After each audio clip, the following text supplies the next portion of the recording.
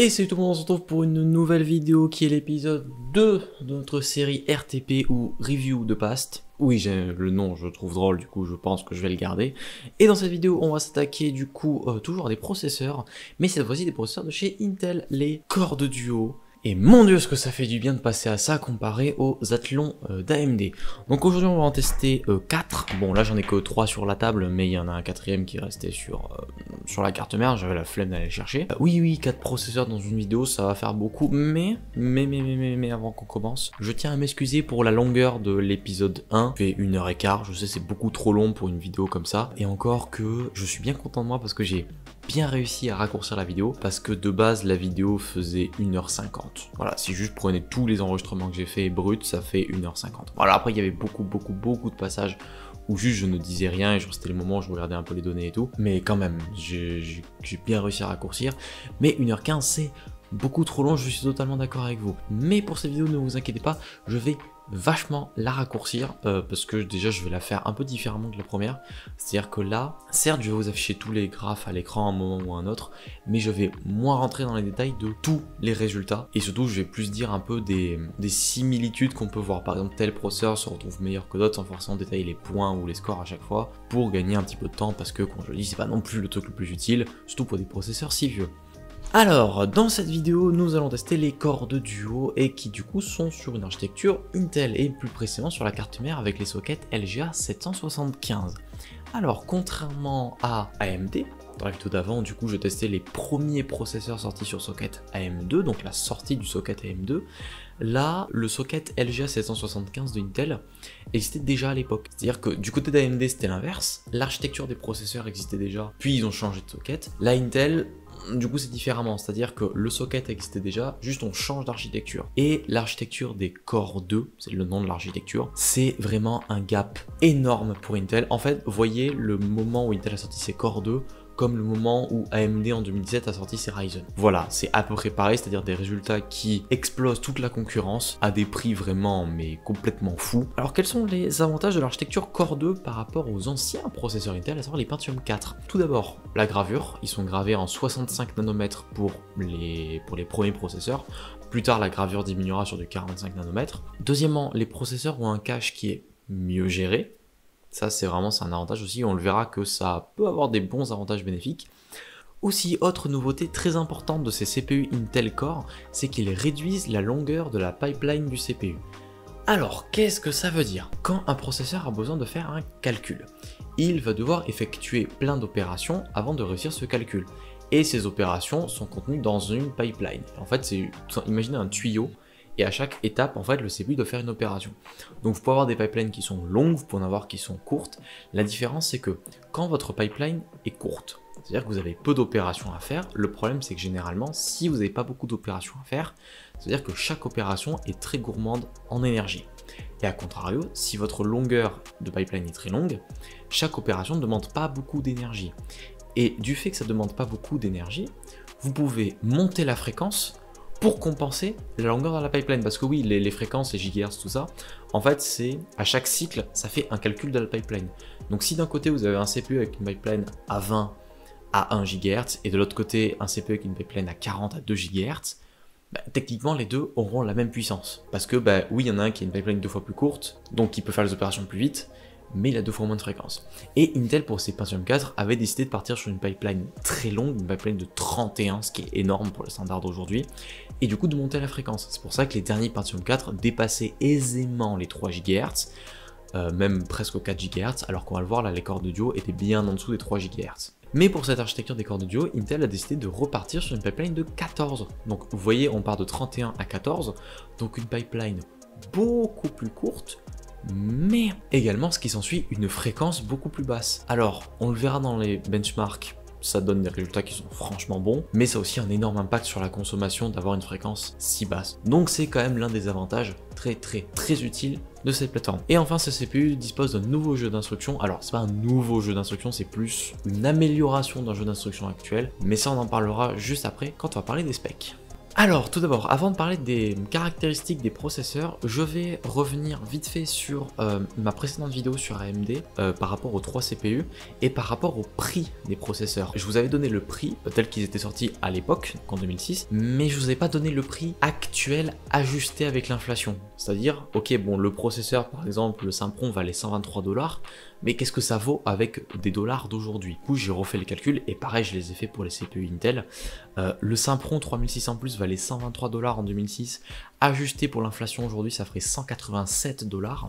L'Athlon 64 3800 Plus valait 290 $ à l'époque, mais aujourd'hui il en vaudrait 442 $. Et l'Athlon 64 X2 5000 Plus avait un prix de lancement de 696 $, mais ajusté pour inflation ça ferait 1060 $ aujourd'hui. Donc ouais, quand j'avais dit dans la vidéo d'avant, oui le Sempron 103 $, ça faisait un peu cher. En fait non, c'était équivalent 187 $, ce qui est un peu vénère. Et du coup si on fait le calcul par rapport au Sempron le moins cher, donc 70 $, ajusté pour inflation, on serait plus autour peut-être des 110 $ aujourd'hui, ce qui fait quand même cher pour le Sempron le moins puissant de la gamme. Bref, après avoir fait ce petit interlude pour revenir, pour réajuster la vidéo d'avant, on va maintenant parler des processeurs Intel que je vais tester là de suite. Donc du coup, comme je l'ai dit en intro de vidéo, je vais tester 4 processeurs. Alors à savoir que Intel, le 27 juillet 2006, date de lancement de ses CPU, Intel a sorti 6 processeurs. L'Intel Core Duo E4300, l'Intel Core Duo E6300, l'Intel Core Duo E6400, le E6600, le E6700 et enfin le dernier, l'Intel Core 2 Extreme X6800. Donc lui c'est vraiment le plus haut de gamme. Et dans cette vidéo, je vais tester l'Intel Core Duo E4300, le E6300, le E6700 et le X6800. Car oui, j'ai réussi à le trouver ce processeur. Je vous avais dit dans la toute première vidéo justement pour expliquer ma série review et benchmark que ce processeur était vraiment ultra rare et qu'il était super cher, qu'il était à plus de 100 €. J'ai réussi à trouver une annonce sur le bon coin où un mec vendait un PC complet avec ce processeur. Alors il n'a pas voulu juste me vendre le processeur, c'était le PC obligatoirement, mais du coup le PC plus livraison, j'en ai eu pour 68 €. 68 € pour avoir un processeur plus une carte graphique qui m'aurait peut-être coûté 20 € à acheter. Donc j'ai pu avoir ce processeur pour 48 €. Et ça fait plaisir. Je suis beaucoup trop content d'avoir réussi à le trouver et de pouvoir vous le tester. Alors qu'en fait c'est juste basiquement un i3 530 sans overclocking. Alors concernant les caractéristiques, les 4 processeurs sont sur l'architecture Core. C'est l'architecture principale, ils ont tous la même, mais l'Intel Core Duo E4300 est sur la sous-architecture Allendale, ainsi que les Core Duo E6300 et E6700, eux sont sur l'architecture Conroe, et le X6800 est sur l'architecture Conroe XE. Alors XE c'est pour extrême, et en fait dans les faits, Conroe XE et Conroe, c'est la même chose. En fait, la seule différence que ça implique, c'est que le X6800 est overclockable. C'est-à-dire que les autres, on peut les overclocker avec le FSB, donc la fréquence de base de la carte mère. Ça, il n'y a pas de souci. C'était d'ailleurs l'âge d'or de Intel, où on pouvait overclocker tous les processeurs facilement comme ça. Mais le X6800, lui, avait le coefficient débloqué. C'est-à-dire que c'était plus simple pour monter beaucoup plus haut en fréquence, sans un peu tout niquer sur la carte mère. Ce sont tous des dual core, et ça, mon dieu que ça me fait plaisir de ne pas avoir testé les single core pour cette vidéo. Concernant leur fréquence, le Core Duo E4300 est à 1.8 GHz, le Core Duo E6300 est à 1.87 GHz, le E6700 est à 2.67 GHz et le X6800 est à 2.93 GHz. Alors, vous allez peut-être vous poser la question, c'est quoi qui fait cette différence de fréquence? Pourquoi est-ce que le moins puissant est à 1.8 et juste au-dessus est à 1.87? En fait, c'est par rapport aux fréquences de base du CPU. C'est-à-dire que le Core Duo E4300 a une fréquence de base de 200 MHz, auquel on va rajouter un multiplicateur, dans son cas là, maximum x9, pour arriver à 1.8. Et du coup, pour les Core Duo E6000 quelque chose, eux, ils ont une fréquence de base de 266 MHz, auquel on va rajouter un multiplicateur.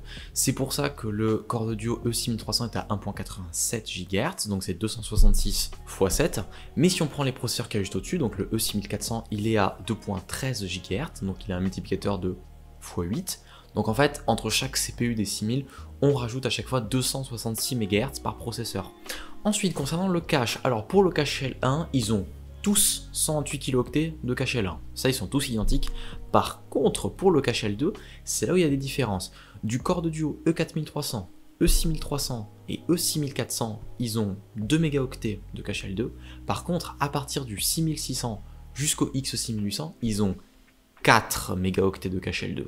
Alors, c'est un cache L2 qui est partagé entre les cœurs, contrairement à AMD qui avait un cache L2 par cœur, notamment pour son Athlon 64X2. Si je reprends l'exemple de celui que j'avais testé la dernière fois, il avait 512 kilooctets de cache L2 par cœur, donc au total il avait 1 mégaoctet, mais chaque cœur ne pouvait avoir accès qu'à 512 kilooctets. Là, même sur les plus petits processeurs, au total il y a 2 mégaoctets de cache L2, ce qui veut dire en gros 1 mégaoctet par cœur, et sur les plus gros CPU, 4 mégaoctets, donc 2 mégaoctets par cœur, ce qui est vraiment un gap énorme comparé aux processeurs d'AMD et ce qu'ils pouvaient offrir. Concernant la consommation, ils sont tous affichés à un TDP de 65 watts, sauf le X6800 qui est affiché à un TDP de 75 watts. Pour les transistors, et c'est là qu'on voit qu'il y a une différence d'architecture entre la sous-architecture Allendale et la sous-architecture Conroe. Le E4300 possède 167 millions de transistors, ce qui est vraiment énorme vu qu'à lui tout seul il a plus de transistors que l'Athlon 64X2, alors que tous les corps de duo E6000 possèdent 291 millions de transistors, ce qui est énorme comparé aux autres processeurs. Et par rapport à la taille du die, le E4300 a un die de 111 mm², ce qui est vraiment tout petit, ça lui fait un die quasiment similaire à celui du Sempron single core. Et pour les corps de duo E6000, on est sur un die de 143 mm², ce qui en font des die plus petits que même l'Athlon 64 monocœur qu'on a testé avant. Ah et bien sûr, j'ai oublié de le dire, mais ils sont sur l'architecture 65 nanomètres. Voilà, ils sont gravés en 65 nanomètres, ce qui peut expliquer le gain en transistor et la diminution en taille de die comparé au processeur d'AMD. Et concernant du coup le nombre de transistors par mm², pour le corps de duo E4300, on est à 1,5 million de transistors par mm², et pour les corps de duo E6000, on est à 2 millions de transistors par mm².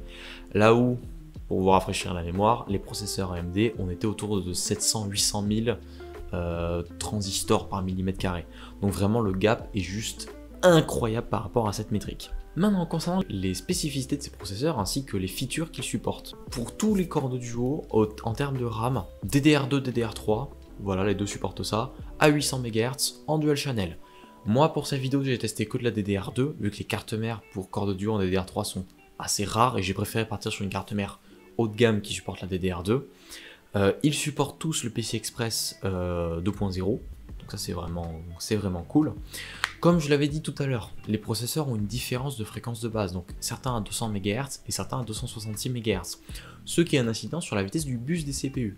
Le E4300 est à 800 MHz pour la vitesse du bus, là où les autres, donc les E6000, sont à 1066 MHz. Ça peut avoir un impact sur potentiellement la vitesse de la RAM, ainsi que potentiellement la vitesse pour les autres périphériques de stockage. Enfin, tout le reste qui est en contact avec le CPU. Port PCI Express, port SATA, etc., etc. Pour les jeux d'instruction, alors ces CPU supportent le MMX, le SSE1, le SSE2, le SSE3 et le SSSE3. Alors en fait le SSE3, plus communément appelé le SSE4, en fait c'est juste une extension du SSE3. Il supporte aussi le EIST, l'Intel 64 et l'IMT2. Pour la virtualisation, les 4 CPU supportent la virtualisation et ça c'est top. Et concernant les prix, on arrive au moment juteux de la vidéo. Concernant par le plus cher, l'Intel Core 2 Extreme X6800 qui était vendu à un prix de 999 $ à l'époque. Ajusté pour inflation, ça fait 1521 $ aujourd'hui.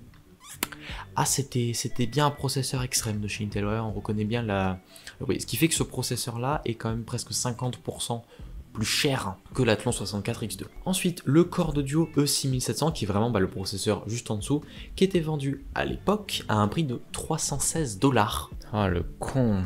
Alors, j'ai fait quelques recherches du coup par rapport au prix des autres processeurs, et surtout pour voir aussi comment les processeurs d'AMD ont répondu en termes de prix par rapport à la sortie des processeurs Intel. Le problème c'est que je me suis planté par rapport au prix du corps de duo E6700. En fait, tout le long de la vidéo, j'ai dit que le processeur coûtait 316 $. En fait, non, ça c'est le prix du E6600. Le E6700 était à un prix de lancement de 530 $. Alors, je vais essayer d'éditer ça dans la vidéo, donc le mettre au début. Donc, dans la vidéo, à chaque moment où je parle du E6700 et que je mentionne son prix de 300$, c'est faux, c'est pas un prix de 300$, c'est un prix de 530$. Voilà. Pour le corps d'audio E6300, donc le moins cher des E6000, il était vendu à l'époque à un prix de 163$, ce qui le met quasiment dans les prix des Athlon 64 single core les moins chers. Et du coup, ajouté pour inflation aujourd'hui, ça ferait un prix de 248$. Et pour le corps d'audio E4300, qui est le CPU Intel le moins cher sorti en juillet 2006, il était vendu à l'époque à un prix de 113$. Ajusté pour inflation, ça fait 172$. Et en vrai, c'est dingue parce que ce processeur, donc un dual-core à 1.8 GHz, est moins cher que le Sempron single-core d'AMD à 2 GHz. Genre, c'est complètement fou. Ce qui fait que clairement, Intel, quand il est arrivé en juillet 2006 avec ses Intel Core Audio, il a vraiment mis un énorme pied dans le terrain de jeu d'AMD. Parce que Intel se faisait péter avec les Pentium 4 vraiment. Mais quand Intel est arrivé avec ça, il est arrivé avec des processeurs qui, sur le papier, ont l'air très prometteurs et avec des prix extrêmement agressifs. Bref, maintenant après cette interlude extrêmement long, passons au benchmark. Et tout d'abord, mon benchmark favori, commencer par la vitesse de la RAM. Et oui, ça peut paraître rien dit comme ça, mais il ne faut pas oublier que Intel, contrairement à AMD, n'a pas son contrôleur mémoire dans le CPU, mais a son contrôleur mémoire dans le chipset de la carte mère. Là où AMD ont décidé avec la plateforme AM2 de mettre le contrôleur mémoire dans les... Enfin non, pas avec la plateforme AM2, mais avec l'architecture K8, a décidé de mettre le contrôleur mémoire dans le CPU. Donc est-ce que ça a un impact sur la vitesse de la RAM? Et oui, ça a un énorme impact sur la vitesse de la RAM. On peut voir qu'en vitesse de lecture, les corps d'audio les plus puissants s'en sortent assez bien, ils arrivent à égaler l'Athlon 64X2, mais on peut voir qu'en lecture, les corps d'audio les moins puissants sont vraiment à la ramasse, hein. C'est-à-dire qu'on est au niveau des Sempron en termes de lecture. Par contre, en termes d'écriture et de copie, ah non, là je suis désolé, mais la victoire part pour AMD. On est sur des valeurs à presque 5 gigaoctets par seconde en lecture, enfin en écriture et en copie, là où AMD, même sur son Sempron, on dépassait facilement les 5 gigaoctets par seconde et on atteignait les 6 ou 7 en écriture et copie sur les plus rapides. Donc du coup on voit bien que intégrer le contrôleur mémoire dans le CPU, ça a eu bien des avantages pour AMD parce que les résultats sont là. Ah oui aussi pour la RAM, un truc que je n'ai pas compris, le corps d'audio E4300 a la vitesse d'écriture de la RAM la plus rapide de tous les corps d'audio. Je n'ai pas compris, j'ai refait les tests 3 fois à chaque fois pour chacun, il a vraiment l'écriture RAM la plus rapide, mais il a la copie la plus lente. Maintenant pour la latence, là on voit bien que oui, intégrer le contrôleur mémoire au CPU c'est un énorme impact, vu que là où tous les processeurs d'AMD se trouvent autour des 70 nanosecondes, les processeurs Intel se trouvent autour des 90-100 nanosecondes, le gap est énorme. Maintenant passons à mon deuxième graphique que j'adore, la vitesse des caches des CPU. Graphique qui aura fait polémique dans la vidéo d'avant. Voilà, quelqu'un qui se demandait pourquoi est-ce que cette métrique était importante. En fait, cette métrique n'est pas importante en soi, c'est-à-dire que c'est pas avec ce graphique qu'on peut déterminer la puissance d'un processeur, mais c'est plutôt un graphique qui peut permettre de comprendre pourquoi est-ce qu'un processeur s'en sort mieux dans certains benchmarks par rapport à d'autres. On peut se dire, ah bah ce coup-ci c'est peut-être grâce au cache, ce coup-ci c'est peut-être grâce au contrôleur mémoire, etc. etc. Mais c'est quand même une métrique que j'ai envie de montrer. Ah oui, et pour prouver que cette métrique n'a rien à voir, je vais donner deux exemples bien concrets. Mon i7 11704 dans mon PC a une vitesse de lecture du cache L1 de 4 Teraoctets par seconde. Un Ryzen 7 7800X 3D, que j'ai pu tester, a une vitesse de lecture du cache L1 de 2 Teraoctets par seconde.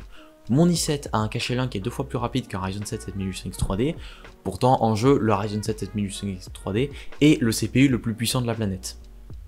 Voilà, donc non, la vitesse de cache ne veut pas tout dire, c'est juste une métrique que je trouve importante à mettre dans une vidéo parce que moi j'aime bien, voilà. Et on peut voir que pour la vitesse du cache L1, les processeurs AMD sont complètement à la ramasse, surtout en termes de copie, les corps d'audio s'en sortent extrêmement bien. Ça je ne saurais pas du tout vous expliquer pourquoi, mais ils s'en sortent du feu d'audio, on est à 182 gigaoctets par seconde de copie sur le corps d'audio X6800. Franchement c'est incroyable, et on peut voir que du coup la vitesse du cache est assez proche de la fréquence du processeur, parce que le corps d'audio E6700 à 2.67 GHz est très proche de l'Athlon 64X2 à 2.6 GHz. On peut voir que lecture et écriture c'est assez linéaire, et pareil pour la copie, mais la copie est vraiment dans une autre ligue, hein. Et pour la latence, là les corps audio les moins puissants ça sortent moins bien que tous les CPU d'AMD, c'est-à-dire que moins bon que le Sempron. Je vous avouerai qu'au début, alors en fait j'ai testé les processeurs du moins puissant au plus puissant. C'est-à-dire que j'ai commencé mes benchmarks avec le E4300 et j'ai fini avec le X6800. Quand j'ai commencé mes bench avec le E4300, de voir qu'il avait un cache L1 beaucoup plus lent que même le Sempron, je vous avouerai que ça m'a étonné. Mais les corps audio les plus rapides ont une meilleure latence que tous les processeurs d'AMD. Et pour le cache L2, alors là pour le cache L2 c'est vraiment le jour et la nuit, ça n'a rien à voir. Autant avant le 64X2 de AMD pouvait se défendre, autant là les résultats n'ont rien à voir. En lecture, les processeurs d'AMD s'en sortent pas trop mal, mais quand même les processeurs Intel les plus haut de gamme arrivent aisément à les battre. Par contre en écriture, même le corps audio le moins puissant, donc un corps audio vendu à un peu plus de 100 $, pour rappel, a une vitesse d'écriture de cache L2 qui est bien plus rapide que n'importe quel processeur d'AMD. Et même pour la copie, on est quand même au-dessus de tout ce que se fait AMD. Et pour la latence, là par contre c'est l'inverse, les processeurs AMD sont les plus lents et de même très très lents, on est à plus de 24 nanosecondes, là où les processeurs Intel, alors paradoxalement le plus lent c'est le E6300 avec 23 nanosecondes, le E6700 est à 17, le E4300 est à 14 nanosecondes, c'est-à-dire que c'est le deuxième processeur avec la latence la plus rapide, juste en dessous du X6800 qui est à 11.9 nanosecondes. Là pareil, un résultat que je n'ai pas compris. Mais j'ai refait les tests plusieurs fois parce que ça me paraissait quand même très bizarre. Maintenant, avant de parler du reste des benchmarks, parlons un petit peu de la consommation de ces CPU. Alors, je vous affiche à l'écran les valeurs de consommation prises à la prise au mur, donc c'est-à-dire qu'il prend en compte tout le système, mais j'ai enfin réussi à trouver un logiciel qui arrivait à noter la consommation de ces CPU, et du coup là je vais seulement parler un petit peu de la conso de chaque CPU. Les processeurs consomment vraiment très peu, c'est-à-dire que même le X6800 consomme au maximum 45 watts juste le processeur. Pour rappel, l'Athlon 64X2 ne consommait que 53 watts. Donc c'est-à-dire que même le corps de duo X6800 consommait quelques watts de moins que le processeur le plus puissant d'AMD, alors qu'il tourne à 2.93 GHz, le X6800, faut pas l'oublier. Et en termes de conso minimale, le E4300 était qu'à 25 watts de conso, ce qui en fait vraiment processeur basse consommation, c'est-à-dire que juste ce processeur avec ses deux cœurs consommait moins que les autres processeurs d'AMD en single core. Je viens de penser à un truc. À l'époque, en 2006, quand Intel sortait un processeur de la catégorie extrême, le processeur ne consommait que 45 watts. Aujourd'hui, Intel sort des i9 qui consomment 300 watts. C'est vraiment des époques différentes. Hein. Maintenant, passons au vrai benchmark et commençons avec des benchmarks de gigaflop, donc en single précision et en double précision. Là, Intel clairement met une mine AMD, que ce soit en single précision ou en double précision. Ensuite, pour les giga IOPS, donc c'est légèrement différent des gigaflops, en 32 bits, Intel explose AMD, ça clairement il n'y a vraiment pas photo. Même le corps audio E4300, je vous demanderai de bien regarder les résultats des corps audio les moins puissants. Et gardez à l'esprit que le corps audio E4300 est un processeur à peine plus de 100 $ à l'époque. L'Athlon 64X2 était vendu à presque 700 $. Il se fait atomiser. Par contre, en calcul de 64 bits, là, l'Athlon 64X2 se retrouve au-dessus des corps audio les moins puissants et il est à peine en dessous des meilleurs corps audio. En calcul de chiffrement, Intel se trouve bien au-dessus en calcul de SHA-1, c'est-à-dire en mégaoctets par seconde, seulement sur les processeurs les plus puissants, donc E6700 et X6800. Par contre, en AES 256, et là ça m'a vraiment étonné, l'Athlon 64X2 est le meilleur à ce jour, ce qui est vraiment étonnant, sachant qu'il se fait, il se fait vachement battre pour tout le reste. Et même si on compare aux Athlons les moins puissants, les corps audio genre E4300 est à peine au-dessus de l'Athlon 64, alors que pour rappel, le corps audio a quand même 2 fois plus de cœur. Concernant les tests de Cinebench, on y vient Cinebench. Alors, Cinebench 2003, on pourra noter que c'est les processeurs Intel qui mènent la danse, que ce soit en termes de multicore ou de single core, mais fait important, l'Athlon 64 3800+, single core à 2.4 GHz, et fait un meilleur résultat single core que les corps audio les moins puissants. Mais de pas beaucoup, c'est-à-dire que l'Athlon 64 à 2.4 GHz a fait 326 points comparé au corps audio à 1.86 GHz qui a fait un score de 321 points. Et même le single core du corps audio E6300 est pas si loin en dessous du single core de l'Athlon 64X2 qui est à 2.6 GHz. Ne l'oublions pas. Pour Cinebench R11.5, on retrouve à peu près le même schéma. Cinebench R15, pareil, à la différence que là, le corps d'audio E6300 a égalé l'Athlon 64 3800+, là où avant il était moins puissant, et le corps d'audio E4300 est vraiment pas loin en dessous. Donc pour rappel, E4300 processeur vendu à un peu plus de 100 $, a un score single core équivalent à un processeur d'AMD vendu à 290 $, et a un score single core qui est peut-être à peine 15% en dessous d'un processeur AMD vendu à 700 $. Ça vous montre un petit peu la puissance. Et du coup, le corps d'audio X6800 a affiché un score Cinebench R15 de 145 points. Cinebench R15, on retrouve grosso modo le même pattern, mais là ce coup-ci les corps d'audio les moins puissants sont meilleurs que les Athlon 64. Cinebench R20, on retrouve le même pattern, à la petite différence que l'Athlon 64 X2 a vachement baissé en termes de score, ce qui fait qu'il est beaucoup plus proche des corps d'audio les moins puissants, et du coup ça a creusé le gap avec les corps d'audio au-dessus. Et avec Cinebench R23, à peu près même pattern, c'est-à-dire que les single cores d'AMD sont en dessous des résultats single core des processeurs Intel, et les dual core Intel les moins puissants sont vraiment pas très loin des Athlon 64 X2. Ensuite pour les résultats Geekbench, donc là il y a des trucs intéressants qui font que on retrouve encore une fois le même pattern, c'est-à-dire que les corps d'audio les moins puissants sont pas très loin en dessous des résultats multicore de l'Athlon 64 X2.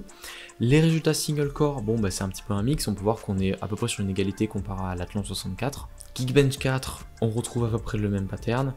Geekbench 5 aussi, mais là cette fois-ci les corps d'audio les moins puissants se sont vachement rapprochés de l'Athlon 64.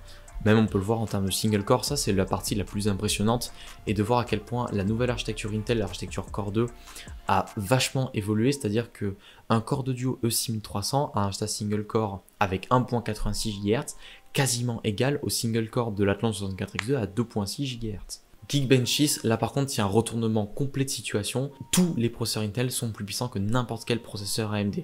Sauf en single core, l'Athlon 64 X2 est meilleur que le corps d'audio E4300, mais il se fait battre en multicore. Ensuite, alors, j'avais testé CPU-Z, mais là c'est des résultats qui sont vraiment impressionnants, je m'attendais pas à trouver ça. Sur CPU-Z en version 17.01, les processeurs Intel sont sur la lune comparé à AMD. Vraiment, les résultats n'ont absolument rien à voir, c'est-à-dire que le résultat single core du corps d'audio E6700 est meilleur que le multicore de l'Athlon 64 X2. Incompréhensible.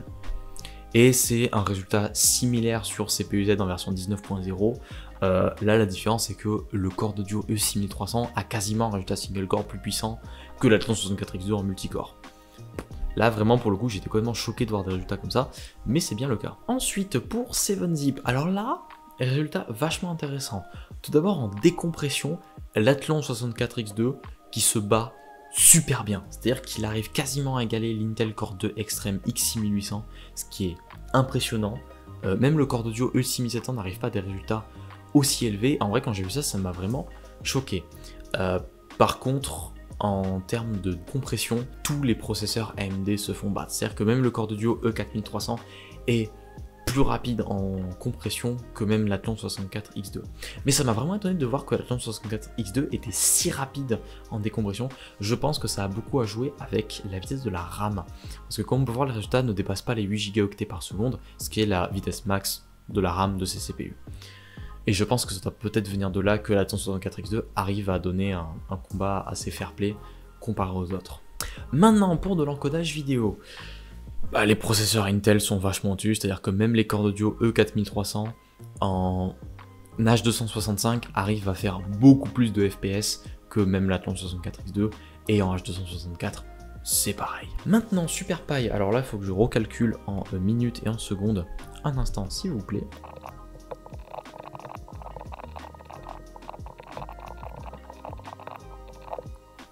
Alors pour le résultat SuperPie, ce qu'on peut voir c'est que le corps d'audio E6300 est plus rapide que l'Athlon 64 X2 5000+, mais le corps d'audio E4300 est plus lent que l'Athlon 64. Et en vrai ça m'a énormément étonné, et je pense que cet énorme gap de différence qu'il y a entre le E6300 et le E4300 est dû à la différence d'architecture. Ah oui, j'ai oublié de vous le préciser, c'est pour ça que j'ai voulu tester le E4300 et le E6300, parce que c'était les deux CPU les plus proches qui avaient des micro-architectures différentes.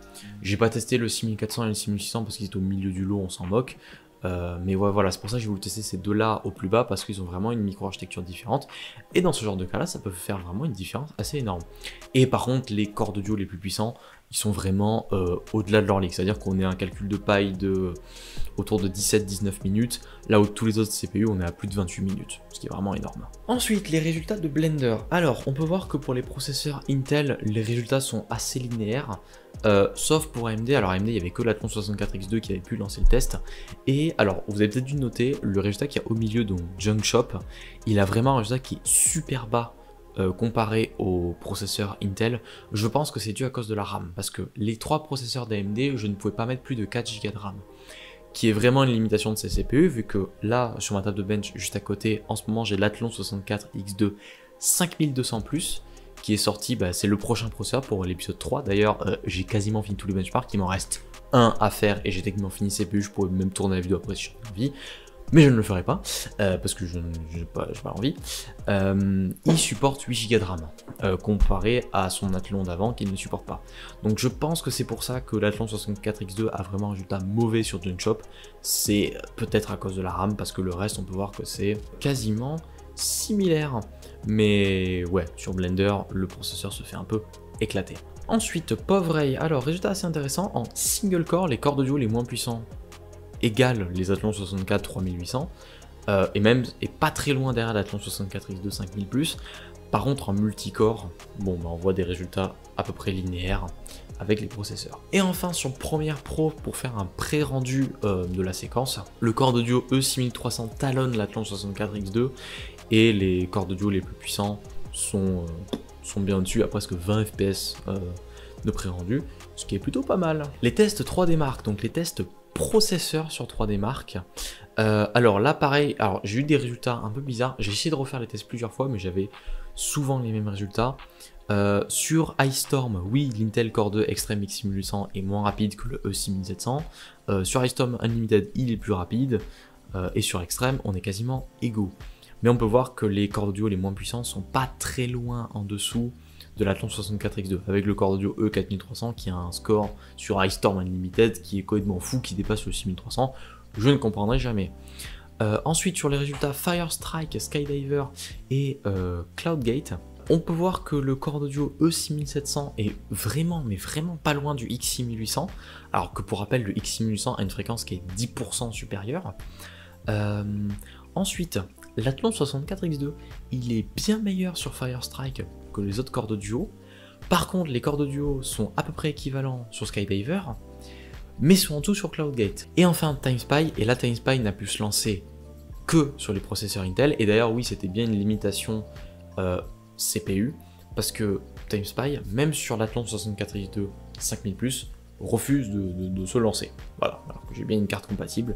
Mais on peut voir que les résultats sont quand même assez proches à chaque fois, et d'ailleurs beaucoup trop proches même, parce que le E4300 est même devant le E6300, et le E6700 est devant le X6800. Et enfin du coup j'ai pu tester le 3D Mark CPU Profile, donc là qui peut tester plusieurs cœurs du processeur, donc là du coup seulement 2 threads et un thread, et on voit bien un gap linéaire, mais avec un thread, les résultats étaient quand même vachement proches, hein. C'est-à-dire que le X6800 n'est pas 10% plus puissant que le E6700, et pareil pour le E6300, il n'est pas quelques pourcents au-dessus.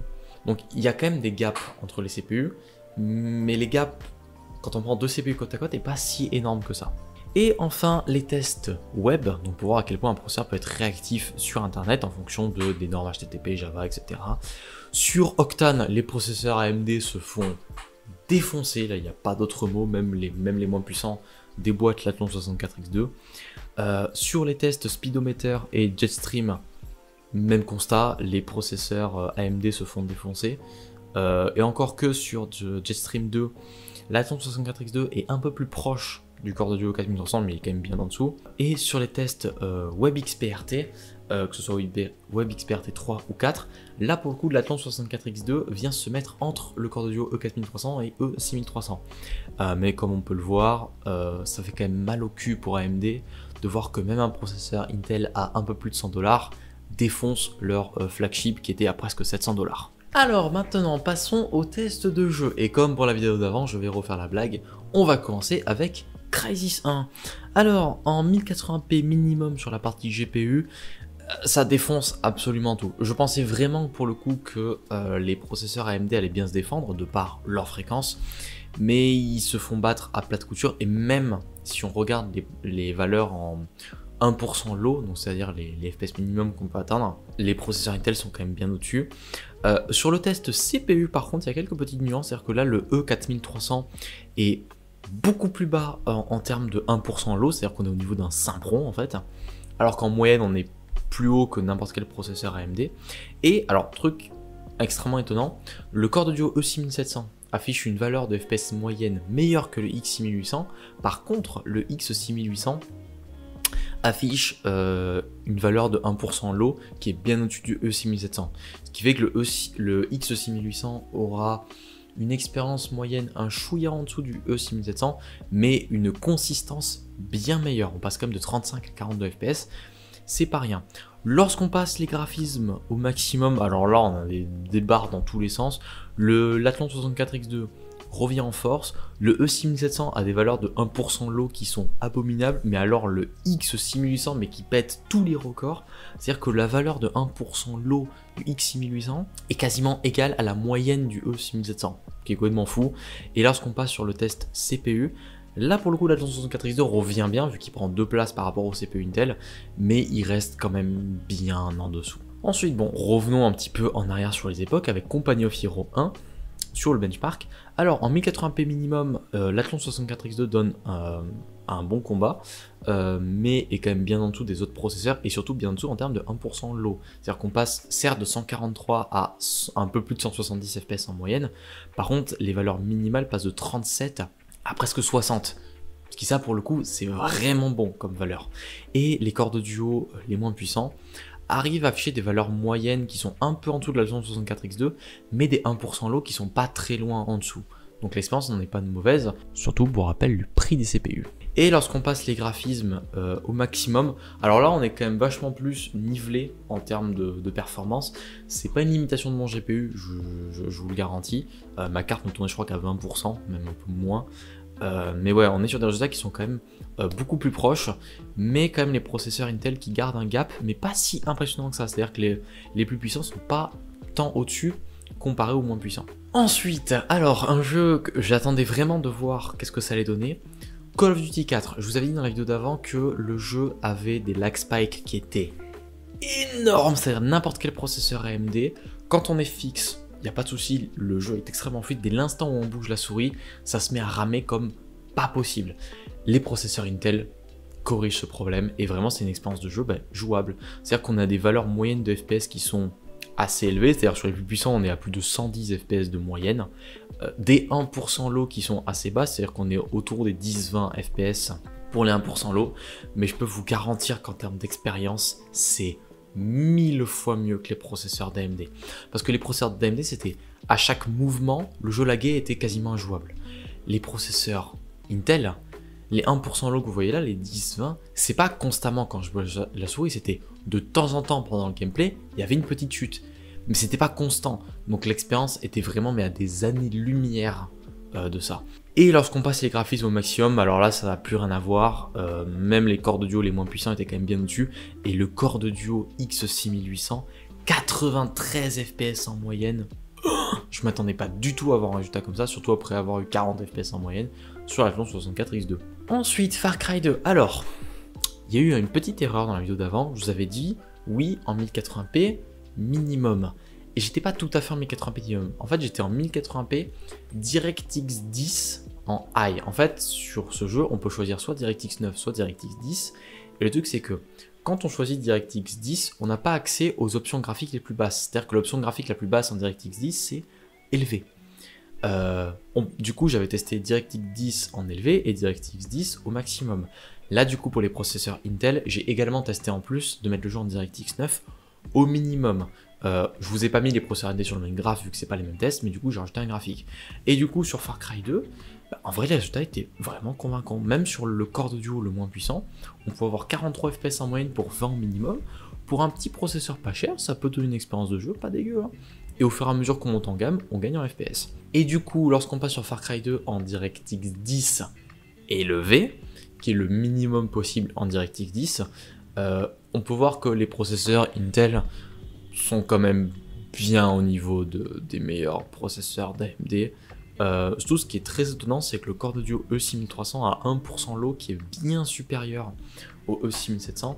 Par contre, il y a un gap gigantesque entre le E6700 et le X6800. Et enfin, lorsqu'on passe Far Cry 2 au maximum, là par contre c'est beaucoup plus linéaire étonnamment.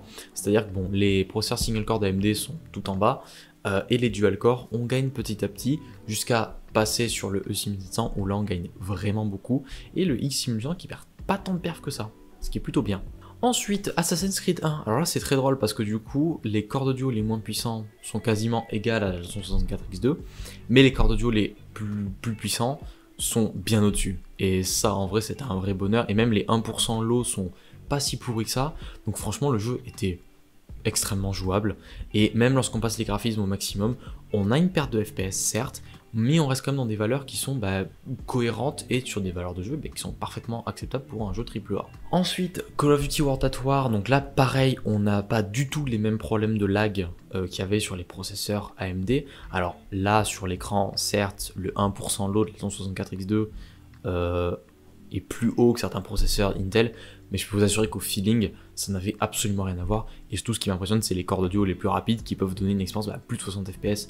Et ça c'est cool, même si on passe les graphismes en ultra, et ça c'est vraiment top. Sauf le E4300 qui commençait à avoir des lags assez vénères, mais pour les autres en tout cas ça allait sans aucun souci.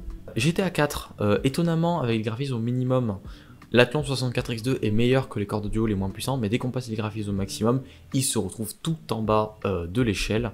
Pour Assassin's Creed 2, tous les processeurs étaient meilleurs que l'Athlon 64X2. Alors j'ai testé le jeu qu'au maximum parce qu'en fait entre le minimum et le maximum il n'y a pas tant d'écart que ça, et puis surtout c'était à partir d'une époque où les jeux Assassin's Creed étaient limités à 60 FPS.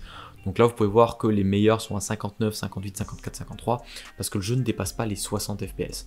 Donc là ce qui est le plus important à noter c'est plutôt les valeurs de 1% low, et on peut voir que le Core 2 X6800 est vraiment au-dessus du reste. Call of Duty Modern Warfare 2, pareil, on a des valeurs de FPS qui sont vraiment excellentes, c'est-à-dire qu'on a une expérience à plus de 60 FPS, et ça c'est vraiment top. Mafia 2, alors là il y a des résultats dans tous les sens. L'Athlon 64X2 5000+ a le meilleur 1% low de tous les CPU. À le savoir pourquoi, je ne l'expliquerai pas, j'ai refait les tests plusieurs fois, et effectivement à l'écran c'est celui qui est le moins saccadé. Par contre en termes de valeur moyenne, les corps de duo sont bien plus au-dessus, mais en toute honnêteté, sur ce jeu, c'est sur l'Athlon 64X2 ça tourne le mieux parce que l'image clairement était vraiment saccadée sur le CPU. Et au maximum, alors là ça n'a plus rien à voir, tous les CPU Intel ont des 1% low entre 1 et 3 FPS, là où l'Athlon 64X2 est à un confortable 15 FPS à 1% low. Vraiment là pour le coup résultat incompréhensible. Mais du coup ça veut dire que sur ce jeu en tout cas c'est l'Athlon 64X2 qui offre la meilleure expérience à 18 FPS en moyenne, certes, mais quand même. Ensuite, Metro 2033, alors là pareil j'ai testé tous les trucs possibles, c'est-à-dire DirectX 9, DirectX 10, DirectX 11 au minimum, au maximum, il y a eu 6 benchmarks différents par processeur sur ce jeu, et on retrouve les mêmes similitudes qu'il y avait avec AMD, c'est-à-dire qu'entre passer de DirectX 9 à DirectX 10, il y a un gain en FPS, mais l'écart entre les processeurs reste globalement à peu près tout le temps les mêmes, sauf lorsqu'on passe sur DirectX 11 au maximum. Là il y a un énorme écart de perf qui se creuse entre les processeurs les moins puissants, donc E4300, E6300 et 64X2 5000+, et les plus puissants, donc E6700 et X6800. Ah pour le coup quand j'ai vu ça, ça m'a apparu vraiment bizarre, là où tous les processeurs restaient à peu près linéaires, en DirectX 11 au maximum, énorme écart de performance. Ensuite, j'ai voulu tester Just Cause 2. Là, pareil, ce qui m'a paru bizarre, c'est que même les corps de duo étaient plus rapides que n'importe quel processeur AMD, et les plus puissants étaient vraiment bien au-dessus. Call of Duty Black Ops 1, on note à peu près pareil, à la différence que là, même les corps de duo les moins rapides arrivaient quand même à avoir des valeurs de FPS moyennes bien au-dessus de l'Athlon 64X2 et des 1% low qui étaient vraiment bons. Et là on peut noter en 1080p minimum sur Black Ops 1, même les corps de duo les plus rapides peuvent donner une moyenne de FPS supérieure à 60 FPS. Et ça en vrai c'est vraiment top parce que là Black Ops 1 on parle d'un jeu sorti en 2010 je crois, avec des processeurs dual core qui étaient de 2006, donc 4 ans auparavant, et le jeu tourne bien. Donc franchement, j'étais super étonné de ça. Ensuite, pour les autres résultats, bon, je vais essayer un petit peu de passer rapidement. Je vous afficherai quand même les résultats à l'écran. Mais dans l'ensemble, ce qu'on peut noter, c'est que pour la plupart des cas, les processeurs Intel les moins puissants, donc corps audio E4300 et E6300, sont proches de l'Athlon 64X2, que ce soit proche au-dessus, proche en dessous ou proche égal, ils sont quand même très proches. Et les corps audio E6700 et X6800 sont bien au-dessus du lot. Voilà, c'est à peu près le pattern que j'ai pu noter sur environ tous les jeux, sauf Far Cry 3. Far Cry 3, quand on est en 1080p maximum, n'importe quel processeur arrive à égaler l'Athlon 64X2 5000+, mais les processeurs les plus puissants sont moins puissants. Enfin, ont des 1% low qui sont beaucoup plus bas. Batman Arkham Origins en 1080p maximum, là l'Athlon 64X2 5000+, arrive à être très proche des corps audio les plus puissants. Battlefield 4, là pour le coup, même les corps audio les moins puissants arrivent à dépasser, mais alors complètement l'Athlon 64X2. Assassin's Creed 4 Black Flag, l'Athlon 64X2 arrive à se mettre deuxième en termes de classement en 1080p maximum, mais il est dernier en 1080p minimum. Et ça c'est vraiment bizarre parce qu'en 1080p minimum, il est tout dernier, et en 1080p maximum, il est deuxième. Ça veut dire qu'entre passer des graphismes de minimum à maximum, il perd beaucoup moins de FPS. Ça pourrait peut-être être en corrélation avec la gestion de la RAM. Peut-être que pour ce jeu-là, il est très intensif au niveau de la RAM lorsqu'on passe les graphismes au maximum. Et du fait que l'Athlon 64X2 est le processeur qui gère le mieux la RAM de tous les CPU que j'ai testés jusqu'à présent, peut-être que c'est à cause de ça qu'il arrive à moins perdre de FPS en passant ce jeu au maximum. Ensuite, alors sur les benchmarks, je vous affiche Rise of the Tomb Raider et GTA V. Alors ces jeux-là tournent à peu près bien, c'est-à-dire que même sur les corps audio les plus puissants, on est à plus de 30 FPS en moyenne. Les minimums sont désastreux, mais les temps de chargement surtout, les benchmarks de Rise of the Tomb Raider, en toute honnêteté, faire un bench, même sur les plus puissants, ça doit prendre peut-être entre 5 et 10 minutes. Juste le temps que ça arrive à charger en fait les scènes. C'est juste affreux. War Thunder, là du coup pareil, on retrouve en bas les corps audio les moins puissants avec l'Athlon 64X2 et bien au-dessus les processeurs Intel. Alors dans les graphiques je vous affiche minimum char, minimum avion, maximum avion. À savoir qu'en jeu, l'expérience est quand même plus proche des benchmarks de char en termes de valeur de FPS que des benchmarks d'avion. Mais j'ai quand même voulu tester les deux au cas où vous jouez en avion à 10 mm d'altitude. Oui, ce sera plus représentatif des benchmarks avion. Overwatch 2, alors là pour le coup, résultat incompréhensible. Déjà, il n'y a pas beaucoup d'écart entre les processeurs les moins puissants et les plus puissants. Ça peut être dû à cause de la RAM. Peut-être que ce jeu atteint une limitation juste de la vitesse max de la RAM. Peut-être qu'il lui faut plus que de la DDR2 pour afficher plus de 30 FPS. Mais tout ce qui m'étonne, c'est que c'est le E4300 qui affiche les 1% low les plus bas. Ça, pour le coup, je ne comprends pas. Et j'ai voulu rajouter 3 petits jeux, enfin 2 petits jeux à ma liste de jeux à tester. Et alors, j'aurais voulu en rajouter un autre qui est World of Tanks, mais j'ai pas pu parce que j'ai des problèmes pour me connecter que j'ai réussi à résoudre il y a pas longtemps. Donc je le rajouterai pour les prochains benchmarks. Mais voilà, mais du coup, j'ai rajouté World of Warship qui, en vrai, le jeu tourne pas si mal, tourne pas si mal sur les corps audio les plus puissants. Les 1% low sont assez bas, mais sur le X6800, en vrai je suis complètement sur le cul de voir que ce jeu, qui est sorti en 2015 je crois la première version de World of Warship, et qui est encore mis à jour aujourd'hui évidemment, peut tourner de manière pas trop pourrie sur des processeurs Intel sortis en 2006. Et alors par contre quand on passe les graphismes au maximum, ouais là le jeu par contre commence à devenir presque injouable parce que les 1% low sont vraiment très bas. Et j'ai voulu rajouter un dernier jeu à ma liste. Alors, c'est un jeu que personne ne pourra deviner ce que c'est. Là, honnêtement, aucune personne ne l'intègre dans ses benchmarks, aucune personne n'en parle dans le truc tech, parce que quasiment personne n'y joue. Voilà, c'est un petit jeu auquel très peu de personnes n'y jouent, mais c'est un jeu que moi ainsi que des potes on y joue et on passe un super moment et qu'on adore, c'est GTFO.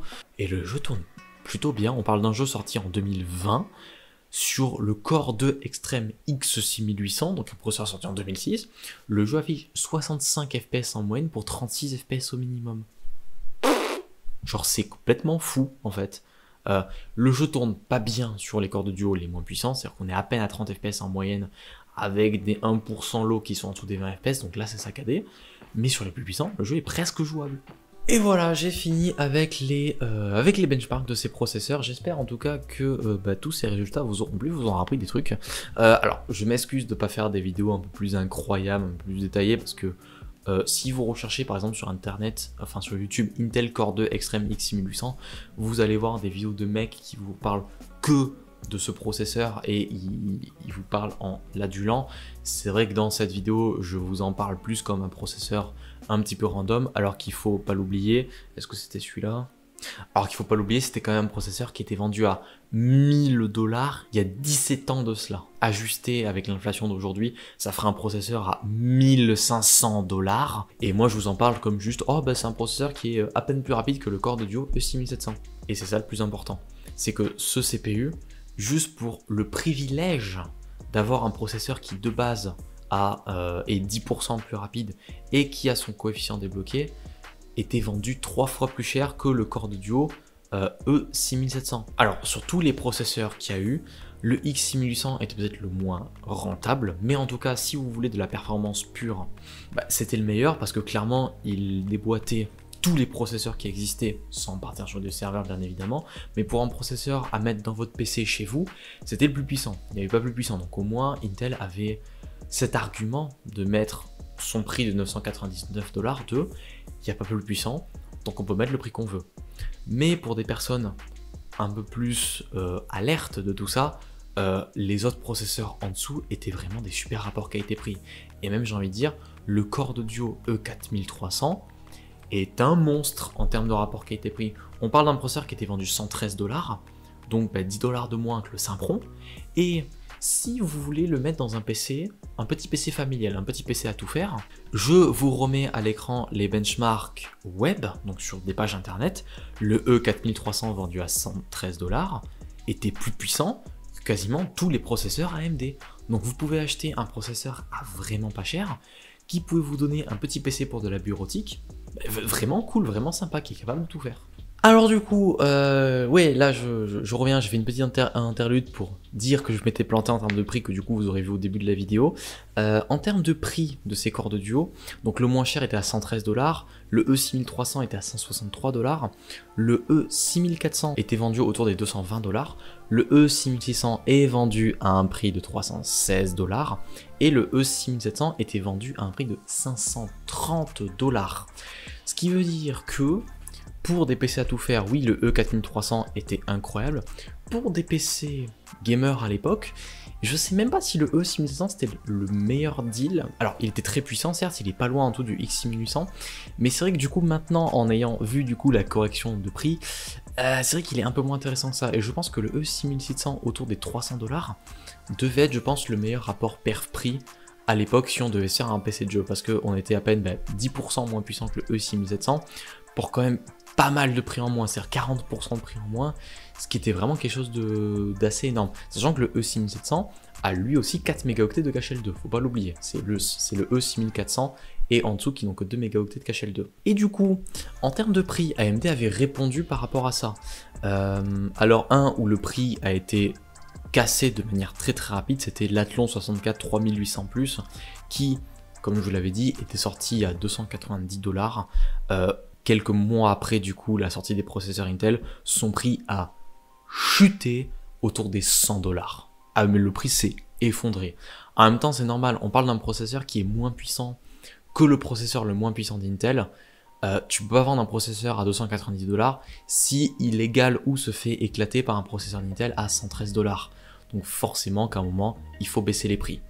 Et pour l'Athlon 64X2 5000+, alors j'ai pas trouvé de prix juste après le lancement d'Intel, c'est-à-dire des prix en juillet ou août, mais j'ai trouvé un prix en fin 2006, c'est-à-dire le dernier tiers, c'est-à-dire pour octobre, quelque chose comme ça. Le processeur est tombé de 693 $ à 300 $, ce qui en faisait déjà quelque chose de beaucoup plus raisonnable en termes de performance, un peu en dessous du E6600 pour des performances qui n'étaient pas très loin, ce qui fait que pour les fanboys AMD, acheter un Athlon 64X2 5000+ à 300 $, c'était pas une idée si mauvaise que ça. C'était pas la meilleure, clairement Intel avait un meilleur rapport perf-prix, mais c'était déjà beaucoup moins pire que de l'acheter à presque 700 $. Voilà, donc je pense qu'avec tout ça, je peux conclure la vidéo. Je m'excuse si dans ces vidéos, je ne prends pas en compte l'overclocking de ces processeurs, parce que c'est l'un des arguments principaux pour justifier le Intel Core 2 extrême, mais ça me prendrait beaucoup trop de temps. Déjà, trouver les valeurs d'overclocking qui tiennent bien. Deuxièmement, j'ai pas le meilleur refroidissement de la Terre, même si même avec le Noctua NH-U12S juste posé sur les CPU, je n'ai jamais dépassé les 65 degrés sur aucun processeur, ce qui est en soi un miracle. Ça implique de refaire tous les benchmarks, ce qui est super long. Et deuxièmement, si je dois le faire pour tous les processeurs, ce sera un enfer. Alors oui, vous allez pouvoir me dire, oui mais le Core Audio E4300, tu peux l'overclocker super haut, même tu peux dépasser les 2 GHz, presque même atteindre les 3 GHz, tu peux égaler les processeurs dessus. Oui, je sais qu'il peut y avoir des intérêts, mais pour le moment c'est pas le but. Peut-être que je réserverai ça pour une autre fois dans le futur, peut-être en revisitant les CPU. Ça pourrait être une bonne option, en tout cas dites-moi ce que vous en pensez. Mais pour le moment, en tout cas, je suis extrêmement content d'avoir fini ces 4 processeurs-là, parce que clairement, c'était une bien meilleure expérience qu'AMD, et vraiment, je peux vous le dire, à l'utilisation, E6700 et X6800 sur Windows, avec un bon SSD, putain, mais j'avais l'impression d'avoir un PC moderne, quoi. De temps en temps, il y avait quelques petits ralentissements, mais en tout cas, à l'usage, c'était franchement top. Est-ce que c'est des processeurs que je recommande aujourd'hui? Absolument pas. Des fois, il peut y avoir plein de problèmes avec la carte mère pour arriver à démarrer, ce genre de trucs très limité par rapport à la RAM. C'est des processeurs qui consomment beaucoup par rapport aux standards d'aujourd'hui. Tout compte, j'avais mentionné à un moment, oui, sur Cinebench R15, le Core X6800 dépasse mon ordi région et le E6700 qui du coup fait un score de 130 points égale le Pentium N3700 qu'il y avait dans mon ordi région. La différence c'est que mon ordi région consommait beaucoup moins que ça. Le Core d'audio E6700, sûrement que le processeur, consomme 30 watts en pleine charge. Et il a un score identique au Pentium N3700 qui est dans mon PC région. Mon PC région, le processeur ne consommait que 6 watts pour avoir ce résultat. Voilà, donc il y a un peu un ratio de 1 pour 5. Donc oui, acheter des PC avec des processeurs d'aujourd'hui vous donneront des résultats de 1 bien plus puissants et de 2 pour beaucoup moins en consommation. Donc c'est des processeurs qui à l'époque étaient vraiment impressionnants et qui ont donné un gap incroyable en termes de performance par rapport aux processeurs d'AMD et ne serait-ce qu'au Pentium 4 d'Intel qu'il possédait à l'époque, mais pour aujourd'hui ça reste quand même des processeurs dépassés et je vous déconseille de l'acheter. Les processeurs restent chers pour les mêmes prix, genre ça se vend le même prix que certains i3 ou i5 qui sont bien plus puissants. Pareil, les cartes mères se font de plus en plus rares parce que forcément les cartes mères meurent beaucoup plus vite que les processeurs. Pour la prochaine vidéo, j'ai fini tous les benchmarks du prochain processeur et du coup la prochaine vidéo sera vraiment plus courte vu qu'il n'y aura qu'un CPU à tester dans la vidéo. Par contre, pour la vidéo d'après, du coup pour l'épisode 4, je n'ai pas encore le CPU. Le CPU en question sera l'Intel Core 2 Extreme QX6700 et je pense pas que je pourrai avoir la même chance que j'ai eu pour le X6800 et le trouver dans un PC à pas cher. Celui-là, pareil, les annonces IP par contre sont beaucoup plus chers parce que c'est un Core de quad qui est quand même plus puissant, donc lui, je pense que je vais peut-être le remplacer par le Q6700 parce que, pour ceux qui ne sauraient pas, le QX6700 et le Q6700, en fait le Q6700 est sorti bien après, mais en fait le Q6700 est identique en tout point au QX6700, à la différence que le Q6700 était vendu moins cher et ne supportait pas l'overclocking. Donc je pense que vu qu'en termes de performance stock, les deux CPU sont identiques, je pense que pour l'épisode 4, j'essaierai de trouver un Q6700 qui peut se trouver à genre 20 balles sur internet et m'éviter de m'acheter le QX6700 super cher. Peut-être que pareil dans l'avenir, je reviendrai en arrière pour revisiter le CPU et peut-être même intégrer des valeurs overclockées pour voir ce que ça donne. Mais pour l'instant, je pense que j'essaierai d'acheter juste le Q6700 et de tester celui-là. Bref, j'espère que cette vidéo vous aura plu. Normalement, elle va être plus courte que l'autre, mais je suis en train de me rendre compte et de calculer qu'elle va quand même être très longue pour une vidéo review. N'hésitez pas à dire ce que vous en pensez dans les commentaires. N'hésitez pas à dire si jamais il y a des benchmarks que vous aimeriez voir en plus pour les épisodes précédents. Quelqu'un avait mentionné, c'était la même personne qui avait parlé de la vitesse des caches des CPU, si je pouvais intégrer plus de benchmarks liés par rapport au jeu d'instruction des CPU. Alors j'aimerais bien, le truc c'est que c'est compliqué à trouver des benchmarks comme ça. Il parlait aussi par rapport aux encodeurs et trucs et les accélérateurs physiques dans les CPU. J'aimerais bien aussi en parler, mais généralement ce genre d'encodeur est plus spécifique, généralement au plus graphique, par exemple les encodeurs vidéo. Donc ça sera plus pour quand je testerai les processeurs avec Intel HD. Là j'essaierai de tester plus de trucs comme ça. Mais voilà, si jamais vous avez des noms de benchmarks spécifiques que vous aimeriez voir tester, n'hésitez pas à les mettre dans les commentaires, j'essaierai de les rajouter si jamais je les trouve intéressants. Bon, en soi, si c'est des tests synthétiques, je pourrais les rajouter parce que ça me prend pas beaucoup plus de temps que ça. Si jamais il y a des jeux que vous aimeriez voir tester, n'hésitez pas à les mettre en commentaire. Alors, oui, j'aimerais bien tester Warzone, oui, j'aimerais bien tester Fortnite. C'est des jeux c'est des processeurs qui ne peuvent pas être lancés sur ces jeux-là. J'aimerais bien les tester, mais il y a comme des limitations. Voilà, donc n'hésitez pas à mettre des jeux en commentaire. J'essaierai de voir si je peux y jouer ou pas sur le matériel que je teste en ce moment. Si je peux pas, je vous réponds en commentaire que ce n'est pas possible. Si je peux, j'essaierai de les intégrer pour les prochaines vidéos. Voilà, c'est tout pour moi. Donc moi je vous dis à une prochaine. Allez, salut!